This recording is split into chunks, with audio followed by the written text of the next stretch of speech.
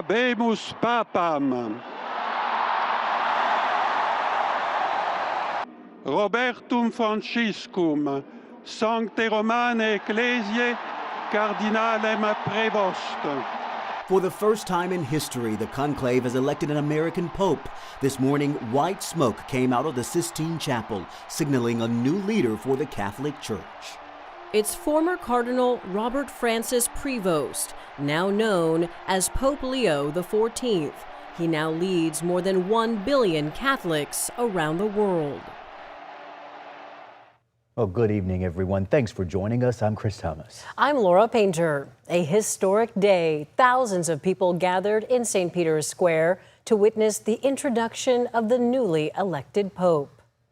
This is a live look at the Vatican. Right now, a stark difference from hours ago, where thousands filled the square. But we do have more from Vatican City on this historic announcement today. Cheers from the crowd below as Pope Leo XIV made his first appearance on the balcony of St. Peter's Basilica. Cardinal Robert Francis Prevost of Chicago, elected to be the 267th Pope. White smoke rising above the Sistine Chapel this afternoon, signaling that on the second day of the conclave, the cardinals reached that two-thirds majority necessary to select the new Pope. Today, the 69-year-old wearing his papal vestments, addressing the faithful for the first time as Pope, delivering his first blessing and saying, "Peace be with you." La pace sia con voi. Emphasizing peace several times. He also mentioned Pope Francis twice, saying he wants to pick up where he left off. The selection making history. He will be the first pontiff from the United States. Again, to have the Pope from the United States of America, that's a great honor. There's been a long taboo on naming an American Pope, given the geopolitical power already wielded by the United States. He has been described as the least American of the Americans. Pope Francis brought Prevost to the Vatican in 2023 to head the office that vets bishop nominations from around the world, one of the most important jobs in the Catholic Church. People in the crowd waving flags, a young girl brought to tears, others feeling lucky they were there to witness history. So unbelievable that I'm here right now. I'm here for one day only, and I have the opportunity to be something that's part of world history. A huge moment, people here still digesting it, but for the first time in its 2,000-year history, the Catholic Church will be led by an American. Patrick Reevell, ABC News, Vatican City. Reaction is coming in from all over the U.S., especially in Chicago, where the Pope was born. Today, the members of the Catholic Theological Union, where the Pope graduated, shared their thoughts about him, including a seminarian from the Sacramento area. And it was surreal. You know, if you read scriptures enough, people are chosen, you know, so he was chosen, and we happen to be in his order, and here we are. Yeah. And one heart, one mind, journeying towards God. That's our motto. That's who we are.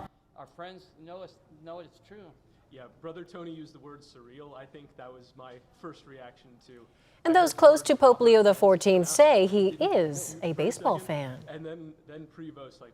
Today, we also spoke to Bishop Jaime Soto of the Diocese of Sacramento. Take a listen to his reaction to the news.